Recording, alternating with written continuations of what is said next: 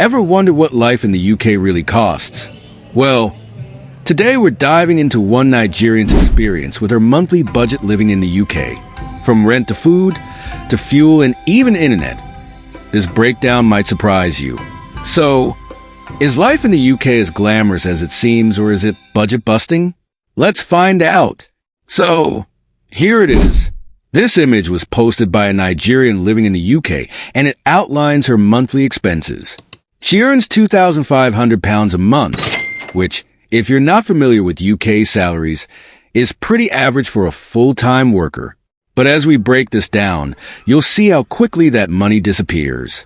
Let's dive into each expense and see what's really going on here. First up, taxes.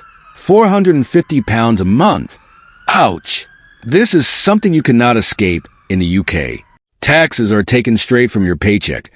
Things like income tax and national insurance. It might seem high, but this is what funds things like the NHS and other public services. Still, it's a big chunk of her salary. Imagine earning £2,500, but only seeing £2,050 after taxes. Feels like a little bit of a heartbreaker, right? And here's the big one, rent. A whopping £1,050 a month. This is what you pay for an apartment in most major UK cities like London, Manchester, or Birmingham. To put this into perspective, in cities like London, £1,050 might just get you a small one-bedroom flat, or even a shared apartment. It's no wonder why many people look for housemates just to split the rent. What do you think? Would you be comfortable paying over £1,000 just for rent? Next is council tax, £150 a month. Now, if you're from outside the UK, you're probably thinking, what on earth is council tax?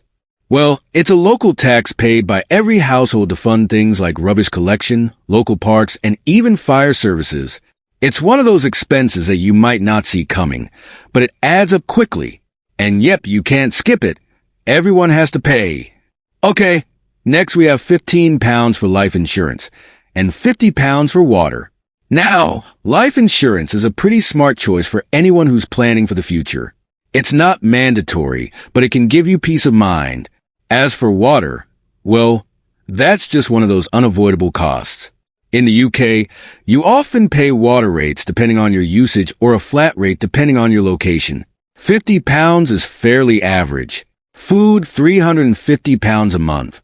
This includes groceries and possibly eating out every now and then. The UK can be expensive for food, especially if you shop at places like Waitrose or Marks and Spencer. But there are budget-friendly options like Aldi or Lidl. If you're really looking to save, meal prepping or shopping at local markets can bring this cost down a bit. Still, £350 sounds about right for a single person or a small household. And petrol, £180. If you're driving in the UK, especially in the cities, fuel can be a killer.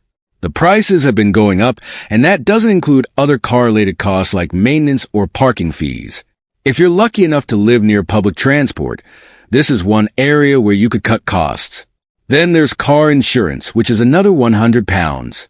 Now, in the UK, car insurance is mandatory, and the cost can vary depending on your age, driving history, and even where you live. It's just one of those things you have to budget for if you own a car. Internet for £35 is fairly standard, but that phone bill at £80? That might seem high. It could be a top-tier mobile plan, or include a new device. Either way, staying connected isn't cheap.